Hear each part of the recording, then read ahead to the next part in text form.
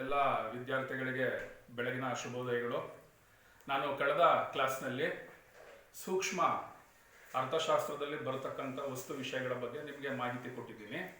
ಅದೇ ರೀತಿ ನಿಮಗಿರ್ತಕ್ಕಂಥ ಪಠ್ಯ ಪುಸ್ತಕದ ಇನ್ನೊಂದು ಭಾಗ ಸಮಗ್ರ ಅರ್ಥಶಾಸ್ತ್ರ ಅಂತ ಹೇಳ್ತೀವಿ. ಸೊ ನಾನು ಮೊದಲೇ ಹೇಳಿದಾಗೆ ಸಮಗ್ರ ಅರ್ಥಶಾಸ್ತ್ರದಲ್ಲೂ ಕೂಡ 6 ಅಧ್ಯಾಯಗಳು ಬರುತ್ತೆ.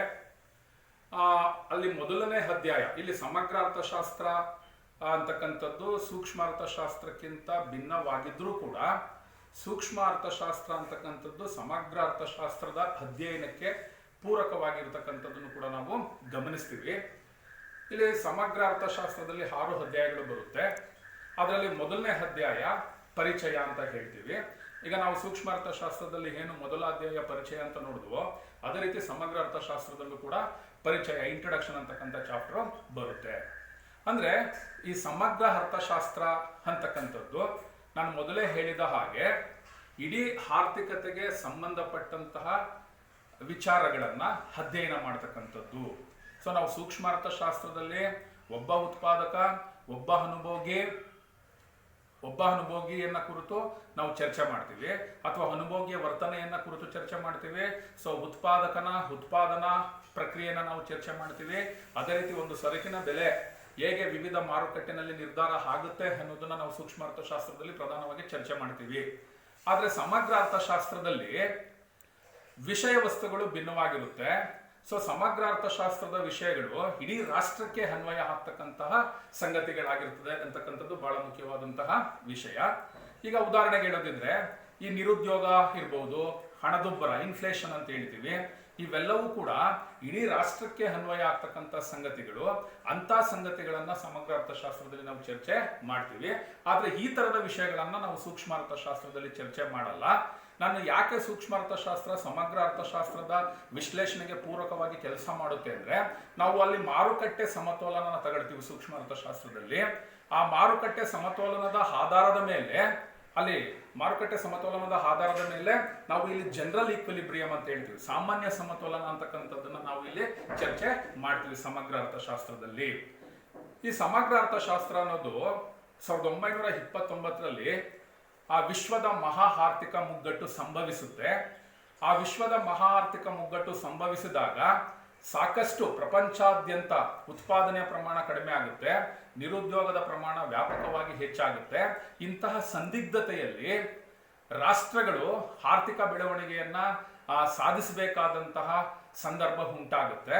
ಸೊ ಅಂತ ಸಮಯದಲ್ಲಿ JM Keynes, John Maynard Keynes ಅಂತ ಹೇಳ್ತೀವಿ, ಅವನು 1932ರಲ್ಲಿ ಉದ್ಯೋಗ, ಬಡ್ಡಿ ಮತ್ತು ಹಣದ ಸಾಮಾನ್ಯ ಸಿದ್ಧಾಂತ ಅನ್ನೋ ಕೃತಿಯನ್ನ ಪ್ರಕಟಪಡಿಸ್ತಾನೆ.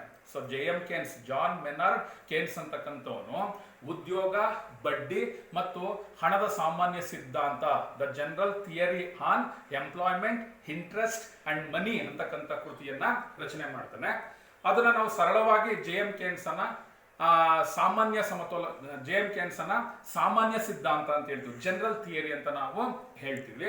ಸೊ ಆ ಕೃತಿನಲ್ಲಿ ಏನೆಲ್ಲ ವಿಷಯಗಳು ಇದೆಯೋ ಅಥವಾ JM ಕೇನ್ಸ್ ನ ಚಿಂತನೆ ಏನಿದೆಯೋ ಅದರ ಆಧಾರದ ಮೇಲೆ ಸಮಗ್ರ ಅರ್ಥಶಾಸ್ತ್ರ ಅಂತಕ್ಕಂಥದ್ದು ರೂಪುಗೊಳ್ಳುತ್ತೆ ಮತ್ತೆ ಬೆಳವಣಿಗೆಯನ್ನ ಹೊಂದುತ್ತೆ. ಹಾಗಾಗಿ ನಾವು JM ಕೇನ್ಸ್ ಅನ್ನ ಸಮಗ್ರ ಅರ್ಥಶಾಸ್ತ್ರದ ಪ್ರವರ್ತಕ ಅಂತ ಹೇಳ್ತೀವಿ. ಸೊ ಸಮಗ್ರ ಅರ್ಥಶಾಸ್ತ್ರದ ಉದಯದ ಹಿನ್ನೆಲೆಯನ್ನ ನಾವು ಈ ಪರಿಚಯ ಅನ್ನೋ ಚಾಪ್ಟರ್ ನಲ್ಲಿ ನಾವು ಚರ್ಚೆ ಮಾಡ್ತೀವಿ ಪ್ರಧಾನವಾಗಿ. ಇನ್ನು 2ನೇ ಅಧ್ಯಾಯ ನಾವೇನ್ ಹೇಳ್ತೀವಿ ಅಂತ ಹೇಳಿದ್ರೆ ರಾಷ್ಟ್ರೀಯ ವರಮಾನದ ಲೆಕ್ಕಾಚಾರ, ನ್ಯಾಷನಲ್ ಇನ್ಕಮ್ ಅಕೌಂಟಿಂಗ್ ಅಂತ ಹೇಳ್ತೀವಿ. ನೋಡಿ, ಈ ರಾಷ್ಟ್ರೀಯ ಆದಾಯ ಅಂತಕ್ಕಂಥದ್ದು ಸಮಗ್ರ ಪರಿಕಲ್ಪನೆ, macro concept. National income is A macro concept ಅಂತ ಹೇಳ್ತೀವಿ. ಮ್ಯಾಕ್ರೋ ಕಾನ್ಸೆಪ್ಟ್ ಬಹಳ ಮುಖ್ಯವಾದಂತಹ ಸಮಗ್ರ ಪರಿಕಲ್ಪನೆ ಆಗಿರೋದ್ರಿಂದ 2ನೇ ಅಧ್ಯಾಯದಲ್ಲಿ ನಾವು ರಾಷ್ಟ್ರೀಯ ಆದಾಯದ ಲೆಕ್ಕಾಚಾರ, ಸೊ ನ್ಯಾಷನಲ್ ಇನ್ಕಮ್ ಅಕೌಂಟಿಂಗ್ ಬಗ್ಗೆ ನಾವು ಮಾಹಿತಿಯನ್ನ ಪಡ್ಕೊಳ್ತೀವಿ. ಸೊ ಈ ನ್ಯಾಷನಲ್ ಇನ್ಕಮ್ ಅಕೌಂಟಿಂಗ್ ನಲ್ಲಿ ನಾವು ಪ್ರಧಾನವಾಗಿ ಅಂತಿಮ ಸರಕುಗಳು ಅಂದ್ರೆ ಏನು, ಬಂಡವಾಳ ಸರಕುಗಳು ಅಂದ್ರೆ ಏನು, ಮತ್ತೆ ಸವಕಳಿ ಅಂತ ಹೇಳ್ತೀವಿ, ಡಿಪ್ರಿಸಿಯೇಷನ್ ಅಂತ ಹೇಳ್ತೀವಿ. ಆ ಡಿಪ್ರಿಸಿಯೇಷನ್ ನ ಹೇಗೆ ನಾವು ಲೆಕ್ಕ ಮಾಡ್ತೀವಿ. ಅದೇ ರೀತಿ ಸ್ಟಾಕ್ ಅಂಡ್ ಫ್ಲೋ ಅಂತ ಹೇಳ್ತೀವಿ, ದಾಸ್ತಾನು ಮತ್ತು ಹರಿವು ಅಂತ ಹೇಳ್ತೀವಿ. ಆ ಎರಡೂ ಪರಿಕಲ್ಪನೆಗಳ ವ್ಯತ್ಯಾಸಗಳನ್ನ ನಾವು ತಿಳ್ಕೊಳ್ತೀವಿ. ತದನಂತರ ನಾವು ರಾಷ್ಟ್ರೀಯ ಆದಾಯನ ಲೆಕ್ಕಾಚಾರ ಮಾಡ್ತಕ್ಕಂತಹ ವಿಧಾನಗಳು, the methods of calculating national income ಅಂತ ಹೇಳ್ತೀವಿ. ಅದರಲ್ಲಿ 3 ಮೆಥಡ್ ಬರುತ್ತೆ. ಒಂದು ಪ್ರಾಡಕ್ಟ್ ಮೆಥಡ್, ಇನ್ನೊಂದು ಇನ್ಕಮ್ ಮೆಥಡ್, ಮತ್ತೊಂದು ಎಕ್ಸ್ಪೆಂಡಿಚರ್ ಮೆಥಡ್ ಅಂತ ಹೇಳ್ತೀವಿ. ಅಂದ್ರೆ ಉತ್ಪನ್ನದ ವಿಧಾನ ಅಂತ ಒಂದು ಹೇಳ್ತೀವಿ, ಮತ್ತೆ ಆದಾಯದ ವಿಧಾನ ಅಂತ ಹೇಳ್ತೀವಿ, ಅದೇ ರೀತಿ ವೆಚ್ಚದ ವಿಧಾನ ಅಂತ ಹೇಳ್ತೀವಿ.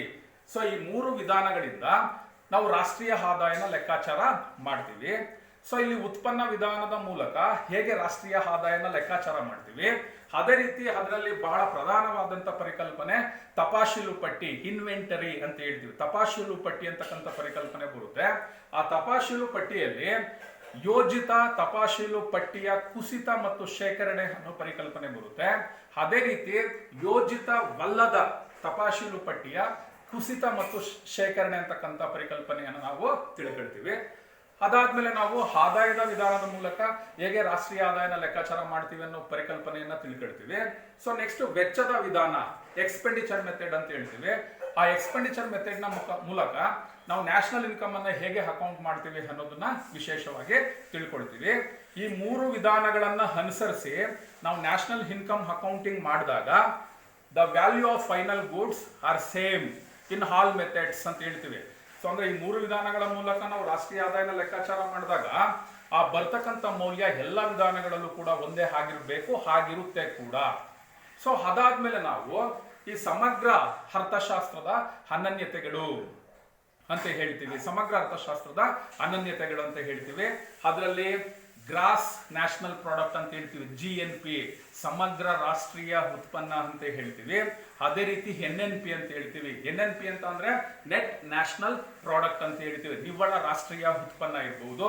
ಅದೇ ರೀತಿ GDP ಅಂತ ಹೇಳ್ತೀವಿ, ಗ್ರಾಸ್ ಡೊಮೆಸ್ಟಿಕ್ ಪ್ರಾಡಕ್ಟ್ ಅಂತ ಹೇಳ್ತೀವಿ, ಅಂದ್ರೆ ಸಮಗ್ರ ದೇಶೀಯ ಉತ್ಪನ್ನ ಅಥವಾ ಒಟ್ಟು ದೇಶೀಯ ಉತ್ಪನ್ನ ಅಂತ ಹೇಳ್ತೀವಿ. ಅದೇ ರೀತಿ ಪರ್ಸನಲ್ ಇನ್ಕಮ್, ವೈಯಕ್ತಿಕ ಆದಾಯನ ಚರ್ಚೆ ಮಾಡ್ತೀವಿ. ಮತ್ತೆ ಪರ್ಸನಲ್ ಡಿಸ್ಪೋಸಬಲ್ ಇನ್ಕಮ್ ಅಂತ ಹೇಳ್ತೀವಿ, ಅಂದ್ರೆ ವ್ಯಕ್ತಿಗತವಾಗಿ ಖರ್ಚು ಮಾಡಬಹುದಾದಂತ ರಾಷ್ಟ್ರೀಯ ಆದಾಯದ ಬಗ್ಗೆ ನಾವು ತಿಳ್ಕೊಳ್ತೀವಿ. ಸೊ ಇವೆಲ್ಲ ಸಮಗ್ರ ಅರ್ಥಶಾಸ್ತ್ರದ ಅನನ್ಯತೆಗಳಂತ ಹೇಳ್ತೀವಿ. ಸೊ ಅದಕ್ಕೂ ಮುಂಚೆ ಈ ನ್ಯಾಷನಲ್ ಇನ್ಕಮ್ ಅನ್ನ ಅಕೌಂಟಿಂಗ್ ಮೆಥಡ್ಸ್ ಅನ್ನ ತಿಳ್ಕೊಳ್ಳೋದಕ್ಕಿಂತ ಮುಂಚೆ ಒಂದು ಸರಳ ಆರ್ಥಿಕತೆನಲ್ಲಿ ಆದಾಯದ ವೃತ್ತಾಕಾರದ ಪರಿಚಲನೆ ಅಂದ್ರೆ ಒಂದು ಸಿಂಪಲ್ ಎಕಾನಮಿನಲ್ಲಿ, ಸಿಂಪಲ್ ಎಕಾನಮಿ ಅಂತ ಅಂದ್ರೆ the absence of the government ಅಂತ ಅಷ್ಟೇ, ಇನ್ನೇನಿಲ್ಲ. ಸಿಂಪಲ್ ಎಕಾನಮಿನಲ್ಲಿ ಒಂದ್ ಕಡೆ ಕುಟುಂಬ ಇರುತ್ತೆ, ಇನ್ನೊಂದ್ ಕಡೆ ಉದ್ಯಮಗಳಿರುತ್ತೆ. ಇವೆರಡು ಇದ್ದಂತ ಸಮಯದಲ್ಲಿ ಆದಾಯ ಹೇಗೆ ಸರ್ಕ್ಯುಲರ್ ಫ್ಲೋ ಆಗುತ್ತೆ ಅನ್ನೋ ವಿಚಾರನೂ ಕೂಡ ಇಲ್ಲಿ ತಿಳ್ಕೊಳ್ತೀವಿ. ಸೊ ಅದಾದ್ಮೇಲೆ ನಾವು ಈ ರಾಷ್ಟ್ರೀಯ ಆದಾಯಕ್ಕೆ ಸಂಬಂಧಪಟ್ಟ ಹಾಗೆ ಸೊ ಬೆಲೆಗಳು, ಪ್ರೈಸಸ್ ಅಂತ ಹೇಳ್ತೀವಿ. GDP ಹಣ ಪ್ರಸರಣಕನ ಹೇಗೆ ಲೆಕ್ಕಾಚಾರ ಮಾಡ್ತೀವಿ, ನೈಜ GDP ಅಂದ್ರೇನು, ನಾಮಮಾತ್ರ GDP ಅಂದ್ರೇನು, ಗ್ರಾಹಕ ಬೆಲೆ ಸೂಚ್ಯಂಕ ಅಂದ್ರೇನು ಅಂತ ತಿಳ್ಕೊಳ್ತೀವಿ. ಮತ್ತೆ ಕೊನೆಯದಾಗಿ ಈ GDP ಮತ್ತು ಯೋಗಕ್ಷೇಮ, gross domestic product and welfare ಅಂತ ಹೇಳ್ತೀವಿ. ಅಂದ್ರೆ ಈ GDPಯನ್ನ ನಾವು ಯೋಗಕ್ಷೇಮದ ಸೂಚಕವನ್ನಾಗಿ ಪರಿಗಣಿಸೋದಕ್ಕೆ ಕೆಲವು ಅಡಚಣೆಗಳಿವೆ, ಕೆಲವು ಲಿಮಿಟೇಷನ್ಸ್ಗಳಿವೆ. ಆ ಲಿಮಿಟೇಷನ್ಸ್ಗಳು ಏನು? ಈಗ ಒಂದು ರಾಷ್ಟ್ರದ GDP ಹೆಚ್ಚಾದಾಗ ಆ ರಾಷ್ಟ್ರದ ಯೋಗಕ್ಷೇಮ ಉತ್ತಮವಾಗಿರುತ್ತೆ ಅಂತ ನಾವು ಹೇಳಲಿಕ್ಕೆ ಬರಲ್ಲ. ಸೊ ಯಾಕೆ ಹೇಳಲಿಕ್ಕೆ ಬರಲ್ಲ ಅನ್ನೋದಕ್ಕೆ ಸಂಬಂಧಪಟ್ಟ ಹಾಗೆ ಮಿತಿಗಳನ್ನ ನಾವು ಮುಖ್ಯವಾಗಿ ಇಲ್ಲಿ ಚರ್ಚೆ ಮಾಡ್ತೀವಿ. ಸೊ ತದನಂತರ ನಾವು ಬಾಹ್ಯತೆಗಳು, ಎಕ್ಸ್ಟರ್ನಾಲಿಟೀಸ್ ಅಂತ ಹೇಳ್ತೀವಿ. ಎಕ್ಸ್ಟರ್ನಾಲಿಟೀಸ್ ಅಂದ್ರೇನು, ಬಾಹ್ಯತೆಗಳು ಅಂದ್ರೇನು? ಆ ಬಾಹ್ಯತೆಗಳಲ್ಲಿ 2 ತರದ ವಿಧಗಳು ಬರುತ್ತೆ. ಸಕಾರಾತ್ಮಕ ಬಾಹ್ಯತೆಗಳು, ಇನ್ನೊಂದು ನಕಾರಾತ್ಮಕ ಬಾಹ್ಯತೆಗಳು ಅಂತ ಹೇಳ್ತೀವಿ. ಸೊ ಅವೆರಡರ ಅರ್ಥವನ್ನ ನಾವು ತಿಳ್ಕೊಳ್ತೀವಿ. ಇನ್ನು 3ನೇ ಅಧ್ಯಾಯ ಹಣ ಮತ್ತು ಬ್ಯಾಂಕು ವ್ಯವಹಾರ ಅಂತ ಹೇಳ್ತೀವಿ. ಹಣ ಮತ್ತು ಬ್ಯಾಂಕು ವ್ಯವಹಾರ ಅಂತ ಹೇಳ್ತೀವಿ. ಸೊ ಇಲ್ಲಿ ನಾವು ಹಣದ ಬಗ್ಗೆ ಮತ್ತೆ ಬ್ಯಾಂಕಿಂಗ್ ವ್ಯವಸ್ಥೆಯ ಬಗ್ಗೆ ವಿಶೇಷವಾಗಿ ತಿಳ್ಕೊಳ್ಳೋ ಪ್ರಯತ್ನವನ್ನ ಮಾಡ್ತೀವಿ. ಸೊ ಇಲ್ಲಿ ಮೊದಲು ಹಣ ಸಂಶೋಧನೆಗೆ ಬರೋದಕ್ಕೆ ಮುಂಚಿತವಾಗಿ ಈ ಸಾಟಿ ವಿನಿಮಯ ಪದ್ಧತಿ ಇತ್ತು, ಬಾರ್ಟರ್ ಸಿಸ್ಟಮ್ ಅಂತ ಹೇಳ್ತೀವಿ. ಆ ಸಾಟಿ ವಿನಿಮಯ ಪದ್ಧತಿ ಅಂದ್ರೆ ಏನು, ಮತ್ತೆ ಆ ಸಾಟಿ ವಿನಿಮಯ ಪದ್ಧತಿನಲ್ಲಿ ಕಂಡು ಬಂದಂತ ಲೋಪದೋಷಗಳು ಮುಂದೆ ಮನುಷ್ಯ ಹಣವನ್ನ ಸಂಶೋಧನೆ ಮಾಡಿಕೊಳ್ಳಿಕ್ಕೆ ಕಾರಣ ಆಯಿತು. ಸೊ ಹಾಗಾಗಿ ಆ ಸಾಟಿ ವಿನಿಮಯ ಪದ್ಧತಿಯ ದೋಷಗಳನ್ನ ಈ ಹಣ ಅಂತಕ್ಕಂಥದ್ದು ಹೇಗೆ ಪರಿಹರಿಸ್ತು ಅನ್ನೋದನ್ನ ಹಣದ ಕಾರ್ಯಗಳ ಮುಖಾಂತರ ನಾವು ತಿಳ್ಕೊಳ್ತೀವಿ. The functions of the money ಮೂಲಕ ತಿಳ್ಕೊಳ್ತೀವಿ. ಅದಾದ್ಮೇಲೆ ದ ಡಿಮ್ಯಾಂಡ್ ಫಾರ್ ಮನಿ, ಹಣದ ಬೇಡಿಕೆ ಅಂದ್ರೆ ಏನು, ಮತ್ತೆ ಹಣದ ಪೂರೈಕೆ ಅಂದ್ರೆ ಏನು ಅಂತ ತಿಳ್ಕೊಳ್ತೀವಿ. ಸಿಂಪಲ್ ಆಗಿ ತಿಳ್ಕೊಳ್ತೀವಿ. ಇನ್ ಫರ್ದರ್ ಅದಾದ್ಮೇಲೆ ನಾವು ಡೀಟೇಲ್ ಆಗಿ ಹೋಗ್ತೀವಿ. ಯಾವ್ದ್ರ ಬಗ್ಗೆ? Money, the demand for money, the supply of money ಬಗ್ಗೆ ಡೀಟೇಲ್ ಆಗಿ ಹೋಗ್ತೀವಿ. ಸೊ ಇಲ್ಲಿ ಹಣದ ಪೂರೈಕೆಗೆ ಬಂದಾಗ ಮುಖ್ಯವಾಗಿ central bank of the country. ಈಗ ನಮ್ಮ ದೇಶದಲ್ಲಿ reserve bank of India is the central bank of India ಅಂತ ಹೇಳ್ತೀವಿ. ನಮ್ಮ ದೇಶದ ಕೇಂದ್ರ ಬ್ಯಾಂಕು RBI ಆಗಿದೆ, ರಿಸರ್ವ್ ಬ್ಯಾಂಕ್ ಆಫ್ ಇಂಡಿಯಾ ಆಗಿದೆ. ಸೊ ಆ ರಿಸರ್ವ್ ಬ್ಯಾಂಕ್ ಆಫ್ ಇಂಡಿಯಾದ ಕಾರ್ಯಗಳು ಅಥವಾ ಕೇಂದ್ರ ಬ್ಯಾಂಕಿನ ಕಾರ್ಯಗಳು ಪ್ರಧಾನವಾಗಿ ಏನಿರುತ್ತೆ ಅನ್ನೋದನ್ನ ಚರ್ಚೆ ಮಾಡ್ತೀವಿ. ಅದಾದ್ಮೇಲೆ ನಾವು ವಾಣಿಜ್ಯ ಬ್ಯಾಂಕಿಂಗ್ ಅಂತ ಹೇಳ್ತೀವಿ. ಸೊ ವಾಣಿಜ್ಯ ಬ್ಯಾಂಕಿಂಗ್ ವ್ಯವಸ್ಥೆ ಬಗ್ಗೆ ತಿಳ್ಕೊಳ್ತೀವಿ. ವಾಣಿಜ್ಯ ಬ್ಯಾಂಕ್ಗಳು ಯಾವ ತರದ ಕಾರ್ಯಗಳನ್ನ ನಿರ್ವಹಣೆ ಮಾಡುತ್ತೆ. ಸೊ ಹಾಗೆ ವಾಣಿಜ್ಯ ಬ್ಯಾಂಕುಗಳ ಮೂಲಕ ಹಣ ನಿರ್ಮಾಣ ಪ್ರಕ್ರಿಯೆ ಹೇಗೆ ಆಗುತ್ತೆ ಆರ್ಥಿಕತೆಯಲ್ಲಿ ಅನ್ನೋದನ್ನ ನಾವು ದೃಷ್ಟಾಂತಗಳ ಮೂಲಕ, ನಿದರ್ಶನಗಳ ಮೂಲಕ, ಉದಾಹರಣೆ ಮೂಲಕ ತಿಳ್ಕೊಳ್ತೀವಿ. ಅಂದ್ರೆ ವಾಣಿಜ್ಯ ಬ್ಯಾಂಕ್ಗಳು ಸಾಲವನ್ನ ಪೂರೈಕೆ ಮಾಡಿದಾಗ ಅದು ಹೇಗೆ ಹಲವು ಪಟ್ಟು ವಿಸ್ತರಣೆ ಆಗುತ್ತೆ ಅನ್ನೋದ್ರ ಬಗ್ಗೆ ನಾವು ಚರ್ಚೆ ಮಾಡ್ತೀವಿ. ಸೊ ಇನ್ನು ಈ ಹಣದ ಪೂರೈಕೆಯನ್ನ ನಿಯಂತ್ರಿಸ್ತಕ್ಕಂಥ ನೀತಿ ಸಾಧನಗಳು ಏನಿದೆ ಅಂತ ಹೇಳಿದ್ರೆ, ಸೊ ಯಾವುದೇ ರಾಷ್ಟ್ರದ ಕೇಂದ್ರ ಬ್ಯಾಂಕು ಹಣದ ಪೂರೈಕೆಯನ್ನ ನಿಯಂತ್ರಣ ಮಾಡೋದ್ರಲ್ಲಿ ಪ್ರಧಾನವಾದಂಥ ಪಾತ್ರನ ವಹಿಸುತ್ತೆ. ಆ ಕೇಂದ್ರ ಬ್ಯಾಂಕ್ ಅಂತಕ್ಕಂಥದ್ದು 2 ನೀತಿಗಳನ್ನ ಅನುಸರಿಸುತ್ತೆ. ಒಂದು ಪರಿಮಾಣಾತ್ಮಕ ಕ್ರಮಗಳು, ಇನ್ನೊಂದು ಗುಣಾತ್ಮಕ ಕ್ರಮಗಳು ಅಂತ ಹೇಳ್ತೀವಿ. ಸೊ ಪರಿಮಾಣಾತ್ಮಕ ಕ್ರಮಗಳಲ್ಲಿ ವಿಶೇಷವಾಗಿ ಬ್ಯಾಂಕ್ ರೇಟ್ ಅಂತ ಬರುತ್ತೆ, ಬ್ಯಾಂಕು ದರ ಅಂತ ಬರುತ್ತೆ. ಮತ್ತೆ ಓಪನ್ ಮಾರ್ಕೆಟ್ ಆಪರೇಷನ್, ತೆರೆದ ಮಾರುಕಟ್ಟೆಯ ಕಾರ್ಯಾಚರಣೆ ಅಂತ ಬರುತ್ತೆ. ಆ ತೆರೆದ ಮಾರುಕಟ್ಟೆಯ ಕಾರ್ಯಾಚರಣೆಯಲ್ಲಿ ಸೊ ರೆಪೋ ರೇಟ್ ಬರುತ್ತೆ, ರೆಪೋ ಬರುತ್ತೆ, ರೆಪೋ ರೇಟ್ ಬರುತ್ತೆ, ರಿವರ್ಸ್ ರೆಪೋ ಬರುತ್ತೆ. 3 ಭಿನ್ನವಾಗಿರುತ್ತೆ. ರೆಪೋನೇ ಬೇರೆ, ರೆಪೋ ರೇಟೇ ಬೇರೆ, ರಿವರ್ಸ್ ರೆಪೋನೇ ಬೇರೆ. So repo rate, out rate ಅನ್ನೋದು ಪರಿಕಲ್ಪನೆ ಕೂಡ ಇಲ್ಲಿ ಬರುತ್ತೆ. So out rate, repo rate ಅಂತ ಬರುತ್ತೆ, ಔಟ್ ರೇಟ್ ಅಂತಲೂ ಕೂಡ ಬರುತ್ತೆ. ರೆಪೋನಲ್ಲಿ ರಿವರ್ಸ್ ರೆಪೋ ಅಂತಕ್ಕಂಥ ಪರಿಕಲ್ಪನೆನೂ ಕೂಡ ಬರುತ್ತೆ. ಅದೆಲ್ಲ ಏನು ಅನ್ನೋದ್ರ ಬಗ್ಗೆ ನಾವು ಡೀಟೇಲ್ ಆಗಿ ತಿಳ್ಕೊಳ್ತೀವಿ. ಹಾಗೆ ಓಪನ್ ಮಾರ್ಕೆಟ್ ಆಪರೇಷನ್ ನಾನು ಹೇಳಿದ್ನಲ್ಲ, ಅದು ಪರಿಮಾಣಾತ್ಮಕ ಕ್ರಮಗಳಲ್ಲಿ ಬಹಳ ಪ್ರಧಾನವಾದದ್ದು. ಹಾಗೆ ಗುಣಾತ್ಮಕ ಕ್ರಮಗಳನ್ನು ನಾವು ಇಲ್ಲಿ ವಿಶ್ಲೇಷಣೆ ಮಾಡ್ತೀವಿ. ಸೊ ಇನ್ನು ನೆಕ್ಸ್ಟ್ ನಾವು ಡಿಮ್ಯಾಂಡ್ ಫಾರ್ ಮನಿ, ಹಣದ ಬೇಡಿಕೆ. ಸೊ ಹಣದ ಬೇಡಿಕೆ ಯಾವ ಉದ್ದೇಶಗಳಿಗೆ ಸೃಷ್ಟಿ ಆಗುತ್ತೆ, ಯಾಕೆ ಜನರು ಹಣವನ್ನ ನಗದು ರೂಪದಲ್ಲಿ ಇಟ್ಕೊಳ್ಳೋದಕ್ಕೆ ಒಲವನ್ನ ವ್ಯಕ್ತಪಡಿಸ್ತಾರೆ ಅಂತಕ್ಕಂಥ ವಿಷಯಗಳನ್ನ ತಿಳ್ಕೊಳ್ತೀವಿ. ಅದಾದ್ಮೇಲೆ ಪ್ರಧಾನವಾಗಿ ಹಣದ ಬೇಡಿಕೆ 2 ಉದ್ದೇಶಗಳಿಗೆ ಸೃಷ್ಟಿ ಆಗುತ್ತೆ. ಒಂದು ವ್ಯವಹಾರದ ಉದ್ದೇಶ, ಇನ್ನೊಂದು ಸಟ್ಟ ವ್ಯಾಪಾರದ ಉದ್ದೇಶ ಅಂತ ಹೇಳ್ತೀವಿ.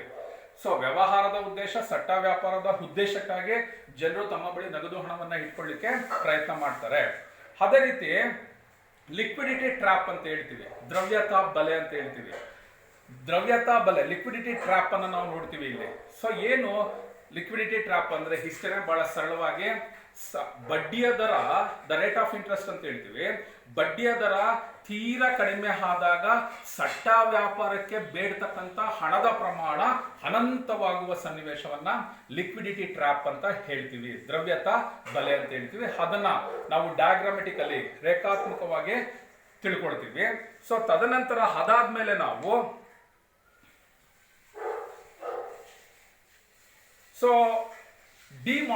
ಹಣದ ಪೂರೈಕೆಯ ಮಾಪನಗಳಂತ ಬರುತ್ತೆ. ಅಂದ್ರೆ ಸೊ ನಮ್ಮ ದೇಶದಲ್ಲಿ ರಿಸರ್ವ್ ಬ್ಯಾಂಕ್ ಆಫ್ ಇಂಡಿಯಾ ಅಂತಕ್ಕಂಥದ್ದು ಹಣದ ಪೂರೈಕೆಗೆ ಸಂಬಂಧಪಟ್ಟ ಹಾಗೆ 4 ವ್ಯಾಖ್ಯಾನಗಳನ್ನ ನೀಡಿದೆ.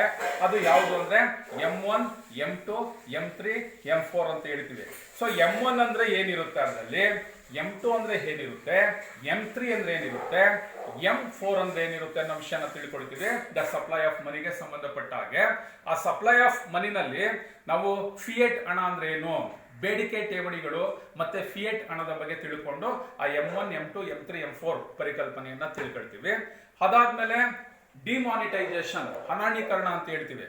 ಸೊ ಕೇಂದ್ರ ಸರ್ಕಾರ 2016 ನವೆಂಬರ್ನಲ್ಲಿ ಚಲಾವಣೆಯಲ್ಲಿದ್ದಂತಹ 500 ರೂಪಾಯಿ ಮತ್ತೆ 1000 ರೂಪಾಯಿ ನೋಟುಗಳನ್ನ ವಾಪಸ್ ಪಡ್ಕೊಳ್ಳುತ್ತೆ, ಚಲಾವಣೆಯಿಂದ ವಾಪಸ್ ಪಡ್ಕೊಳ್ಳುತ್ತೆ. ಆ ಪ್ರಕ್ರಿಯೆ ಏನಾಯ್ತು, ಯಾವ ತರದ ಸನ್ನಿವೇಶವನ್ನ ಸೃಷ್ಟಿ ಮಾಡಿತು, ಮತ್ತೆ ಆ ಡಿಮಾನಿಟೈಸೇಷನ್ ಇಂದ ನಮ್ಮ ಎಕಾನಮಿಗೆ ಯಾವ ತರದ ಅನುಕೂಲಗಳು ಉಂಟಾಗಿದೆ, ಮತ್ತೆ ಅದೇ ರೀತಿ ಅಡ್ವರ್ಸ್ ಆಗಿ ಏನ್ ಎಫೆಕ್ಟ್ ಆಗಿದೆ, ಪ್ರತಿಕೂಲಕರವಾಗಿ ನಮ್ಮ ಆರ್ಥಿಕತೆ ಮೇಲೆ ಏನು ಪ್ರಭಾವ ಬೀರಿದೆ ಅಂತಕ್ಕಂಥದ್ದನ್ನ ನಾವು ಹಣಾಣೀಕರಣ ವಿಷಯದಲ್ಲಿ ತಿಳ್ಕೊಳ್ತೀವಿ. ಇನ್ನು ನೆಕ್ಸ್ಟ್ ಶೆಡ್ಯೂಲ್ ಬಂದು 4ನೇ ಶೆಡ್ಯೂಲ್ ಬಂದು ಆದಾಯ ಮತ್ತು ಉದ್ಯೋಗ ನಿರ್ಧಾರ. So income and employment determination ಅಂತ ಹೇಳ್ತೀವಿ. ಸೊ ಈ ಆದಾಯ ಮತ್ತು ಉದ್ಯೋಗ ನಿರ್ಧಾರ ಪರಿಪೂರ್ಣವಾಗಿ ಕೇನ್ಸನ ಚಿಂತನೆಯನ್ನೇ ಅವಲಂಬಿಸಿದೆ ಅಂತ ನಾವು ಹೇಳ್ತೀವಿ. ಸೊ ಈ ಆದಾಯ ಮತ್ತು ಉದ್ಯೋಗ ನಿರ್ಧಾರದಲ್ಲಿ ಅನುಭೋಗ ಪ್ರವೃತ್ತಿ, ಉಳಿತಾಯ ಪ್ರವೃತ್ತಿ, ಹೂಡಿಕೆ ಪ್ರವೃತ್ತಿಯ ಬಗ್ಗೆ ತಿಳ್ಕೊಳ್ತೀವಿ. ಅದೇ ರೀತಿ ಅನುಭೋಗ ಬಿಂಬಕದ ರೇಖಾತ್ಮಕ ನಿರೂಪಣೆ, ಹೂಡಿಕೆ ಬಿಂಬಕದ ರೇಖಾತ್ಮಕ ನಿರೂಪಣೆ, ಅವೆರಡನ್ನ ಸೇರಿಸಿ ನಾವು ಸಮಗ್ರ ಬೇಡಿಕೆ, ಅಗ್ರಿಗೇಟ್ ಡಿಮ್ಯಾಂಡ್ ಅಂತ ಹೇಳ್ತೀವಿ. ಅಗ್ರಿಗೇಟ್ ಡಿಮ್ಯಾಂಡ್ ಕರ್ವ್ ಯಾವ ರೀತಿ ಇರುತ್ತೆ, ಸೊ ಅದನ್ನ ಯಾವ ರೀತಿ ನಾವು ರೇಖಾತ್ಮಕವಾಗಿ ನಿರೂಪಣೆ ಮಾಡ್ತೀವಿ ಅನ್ನೋದ್ರ ಬಗ್ಗೆ ತಿಳ್ಕೊಳ್ತೀವಿ. ಸೊ ತದನಂತರ ನಾವು ಈ ದ್ವಿವಲಯ ಮಾದರಿನಲ್ಲಿ ಆದಾಯ ಹೇಗೆ ನಿರ್ಧಾರ ಆಗುತ್ತೆ ಅನ್ನೋದನ್ನ ನಾವು ತಿಳ್ಕೊಳ್ತೀವಿ. ಸೊ ಅದಾದ್ಮೇಲೆ ಅದರ ರೇಖಾತ್ಮಕ ನಿರೂಪಣೆಯನ್ನ ತಿಳ್ಕೊಳ್ತೀವಿ.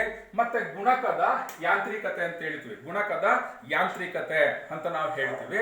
ಮಲ್ಟಿಪ್ಲಿಯರ್ ಅಂತ ಹೇಳ್ತೀವಿ. ಗುಣಕ ಅಂದ್ರೇನು, ಅದು ಯಾವ ರೀತಿ ಕಾರ್ಯಾಚರಣೆ ಮಾಡುತ್ತೆ, ಅದನ್ನ ಯಾವ ರೀತಿ ಲೆಕ್ಕಾಚಾರ ಮಾಡ್ತೀವಿ ಅನ್ನೋದನ್ನ ನಾವು ತಿಳ್ಕೊಳ್ತೀವಿ. ಇನ್ನು ಈ ಅಧ್ಯಾಯದಲ್ಲಿ ಕೊನೆಯ ವಿಷಯ ಮಿತವ್ಯಯದ ವಿರೋಧಾಭಾಸ ಅಂತ ಹೇಳ್ತೀವಿ. ಮಿತವ್ಯಯದ ವಿರೋಧಾಭಾಸದ ಪರಿಕಲ್ಪನೆಯ ಬಗ್ಗೆ ತಿಳ್ಕೊಳ್ತೀವಿ. ಇನ್ನು 5ನೇ ಅಧ್ಯಾಯ ಸರ್ಕಾರ ಮತ್ತು ಸರ್ಕಾರದ ಮುಂಗಡ ಪತ್ರ ಮತ್ತು ಆರ್ಥಿಕತೆ. ಸರ್ಕಾರದ ಮುಂಗಡ ಪತ್ರ ಮತ್ತು ಆರ್ಥಿಕತೆ ಅಂತ ಹೇಳ್ತೀವಿ. ಸೊ ಇಲ್ಲಿ ಬಜೆಟ್ ಬಗ್ಗೆ ಮುಖ್ಯವಾಗಿ ಚರ್ಚೆ ಮಾಡ್ತೀವಿ. ಮುಂಗಡ ಪತ್ರದ ಬಗ್ಗೆ ಚರ್ಚೆ ಮಾಡ್ತೀವಿ. ಸೊ ಮುಂಗಡ ಪತ್ರ ಅಂದ್ರೆ ಏನು, ಮುಂಗಡ ಪತ್ರದ ವಿಧಗಳು ಏನು, ಮತ್ತೆ ಮುಂಗಡ ಪತ್ರದ ಭಾಗಗಳು, the parts of the budget ಅಂತ ಹೇಳ್ತೀವಿ. ಸೊ ಬಜೆಟ್ ನಲ್ಲಿ 2 ಭಾಗಗಳು ಪ್ರಧಾನವಾಗಿ ಬರುತ್ತೆ.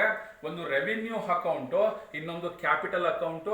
ರೆವಿನ್ಯೂ ಅಕೌಂಟ್ ನಲ್ಲಿ ಸಬ್ ಪಾರ್ಟ್ಸ್ ಗಳು ಏನು, ಮತ್ತೆ ಕ್ಯಾಪಿಟಲ್ ಅಕೌಂಟ್ ನಲ್ಲಿ ಸಬ್ ಪಾರ್ಟ್ಸ್ ಗಳು ಏನು ಅನ್ನೋದನ್ನ ನಾವು ತಿಳ್ಕೊಳ್ತೀವಿ. ಕಂದಾಯ ಖಾತೆ ಮತ್ತೆ ಬಂಡವಾಳ ಖಾತೆ ಅಂತ ಹೇಳ್ತೀವಿ.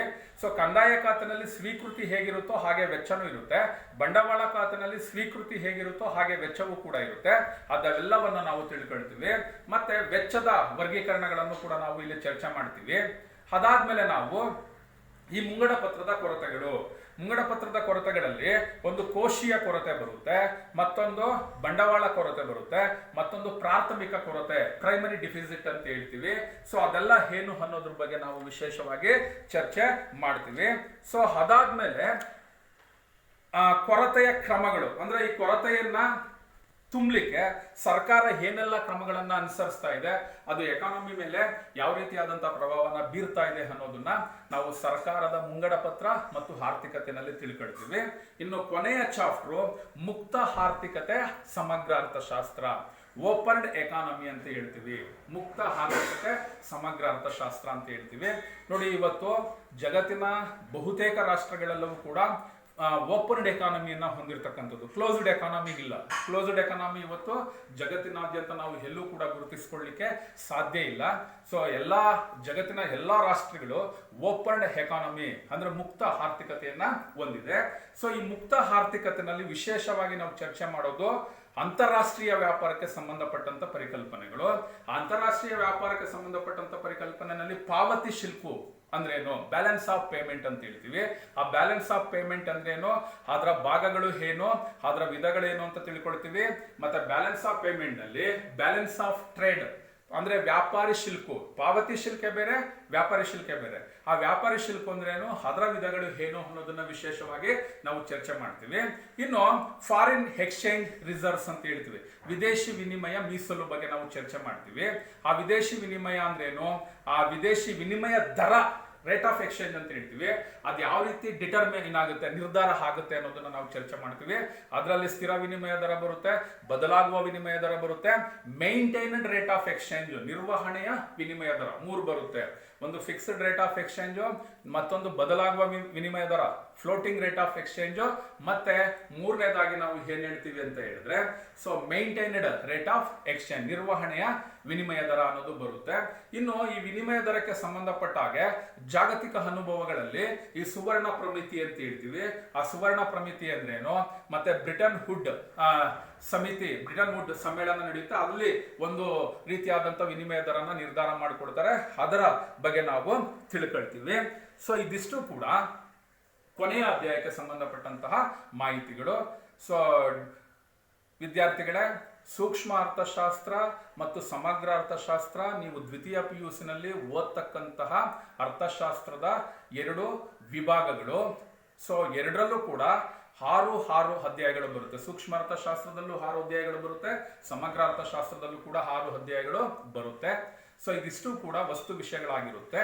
ಸೊ ಮುಂದಿನ ತರಗತಿನಲ್ಲಿ ವಿತ್ ಪೀಸ್ ಆಫ್ ಚಾಕು ವಿತ್ ಬ್ಲಾಕ್ ಬೋರ್ಡ್ ನಿಮಗೆ ನೆಕ್ಸ್ಟ್ ಮಾಹಿತಿಯನ್ನ ಸೂಕ್ಷ್ಮ ಅರ್ಥಶಾಸ್ತ್ರದ ಮೊದಲ ಅಧ್ಯಾಯ ಪರಿಚಯದಿಂದ ಕೊಡ್ತಕ್ಕಂಥ ಪ್ರಯತ್ನ ಮಾಡ್ತೀನಿ. ನಮಸ್ಕಾರ.